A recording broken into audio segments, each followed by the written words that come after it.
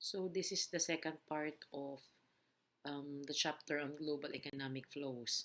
So a while ago, we discussed the concept of race to the bottom. Now we discuss the concept of upgrading in the less developed world. So here, it emphasizes that there is this process called upgrading in less developed countries. So when we speak of upgrading, um, over time, if they do upgrading, like they purchase more advanced technologies, they may be able to move up or compete with other less developed or maybe developing countries. One example here is the success of Chinese industries, which started from its strategy of racing to the bottom. So, undervalue nila yung kanilang local currency. And then, when their products became popular because of this strategy, they upgraded their firms or maybe their factories. And then, eventually, nagkaroon ng upgrading and then naging competitive din sila sa market. Another example here is Mexico's maquiladoras. Maquiladoras are actually manufacturing plants in Mexico, but it has its parent company. Yung administration facility is located in the US. So this manufacturing plant allow companies to capitalize on the less expensive labor force, meaning to say they pay less with their workers in Mexico and also receive the benefits of doing business in the United States. So, yung kanilang mother company o yung mga administrators ay located in the US but they are operating in Mexico. So, cheaper ang labor sa Mexico, so less expensive ang labor cost. Another concept here is industrial upgrading. So, industrial upgrading, so meaning to say, this refers to the movement of nation states, firms, and even workers from low value to relatively high value production. So, the process may be more complex and they make use of more complex technology also.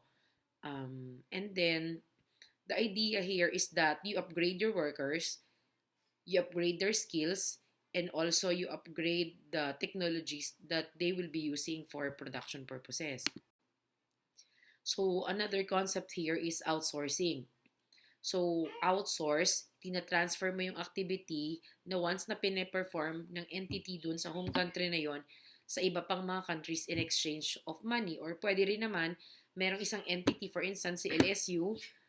Halimbawa dati ang CLSU ay nag-hire ng mga security guards. Pero pag sinabi natin i-outsource nila ito, they will look for a business entity who will provide ng mga personnel na magiging security guard natin. So yung mga security guard natin ay hindi na siya employees ng CLSU pero in-outsource siya sa ibang mga companies. So anong reason dito? Kasi kapag walang employee-employer relation, yung kanilang mga benefits ay na ine-enjoy ng mga regular employees, hindi nila ma-enjoy. And then kapag hindi rin maganda ang quality of work, pwede silang papalitan. And then yung isa, yung offshore outsourcing, in-outsource mo in another country, yun sanang service na pwede namang i-provide um, ng mga tao dun sa area ninyo. Halimbawa, yung telemarketing o kaya naman yung mga call centers or yung mga BPOs. Diba, halimbawa, mga customer service representative, pwede naman sa US ka mag-hire pero ina-outsource nila. Kasi nga, cheaper ang value ng labor kung sa third world manggagaling yung mga customer service representatives. So, yun yung offshore. And then, um, we have here financial globalization. So, the idea here is the global economy is actually dependent or interdependent with the US economy. So parang ang joke nga, kapag yung American economy daw ay bumahing, yung the rest of the world ay nagkakaroon ng cold. Meaning to say, masaling mo lang ng konti or magkaroon lang ng medyo recession sa US, parang mas magiging greater ang impact nito dun sa iba pang mga countries, especially yung mga less developed countries. So, here it is emphasized na yung globalization ay hindi lang siya movement, multi-directional movement of capital, goods, services, and people, but more of the integration of the financial market across the world. So the primary aim of globalization ay mag-create ng single financial market para i-facilitate yung smooth movement ng financial capital globally. So there are factors here that are actually significant with regards to the rise of financial globalization. Una, ano yung mga factors? Una, kailangan yung deregulation ng national financial market. Ibig sabihin ng deregulation, wala nang direct control ang nation state or ang government sa flow of the national, parang the financial market, deregulated na. So wala nang concept of subsidy. Pangalawa, yung growing presence ng global banks and financial institutions. So hindi lang siya limited sa mga local banks like mga rural bank, kundi halimbawa ay ano ba kasi ang importance kapag globally ay nag-ooperate yung bank. So, pwedeng mag-issue ng credit card and pag ikaw ay nag-travel outside your country, you can use that credit card para mag-transact or pwedeng bumili ng mga commodities doon, mag-avail ng services, and so on and so forth. And then, development ng new financial instruments. Here we have the Great Recession.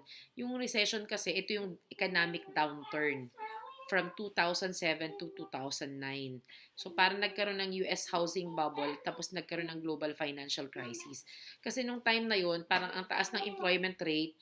So parang nagkaroon ng speculation yung mga real estate owners to put up subdivisions, parang ganyan. And then because yung mga tao naman nun ay meron silang pera, so nag-avail sila ng mga housing parang programs, parang ganun tipo, parang may subdivision, kumuha sila ng bahay.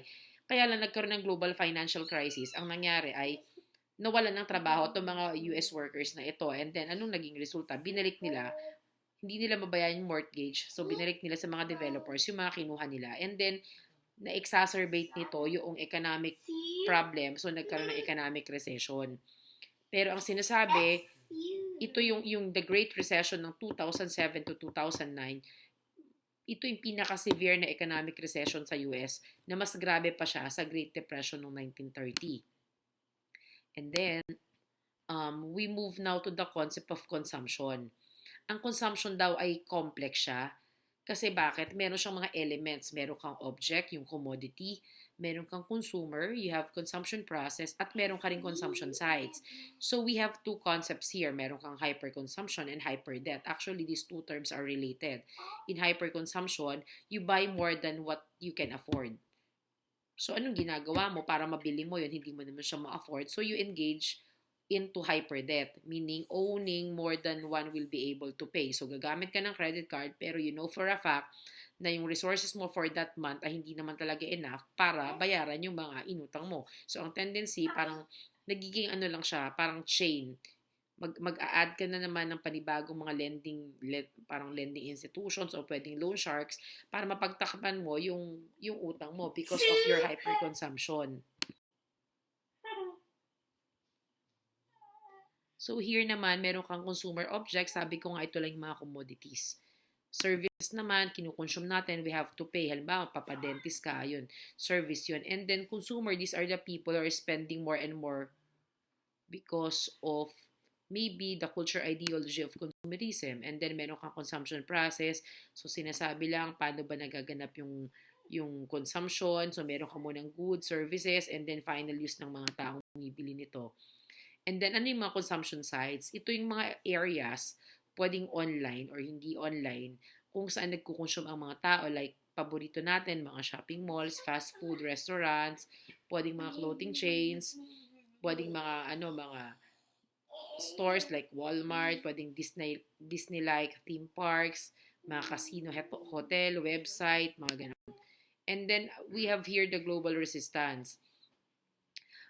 Para kasing nagkaroon ng, syempre magkakaroon siya ng impact sa halimbawa local tourism o kaya naman ay domestic market, yung presence ng mga global consumption sites. Halimbawa, pwedeng yung Starbucks, na ang Starbucks, ang parang mother country niyan ay US, na pwedeng meron tayong mga local stores dyan na nagbebenta rin ng ng kape na hindi na napapansin. So, minsan may global resistance.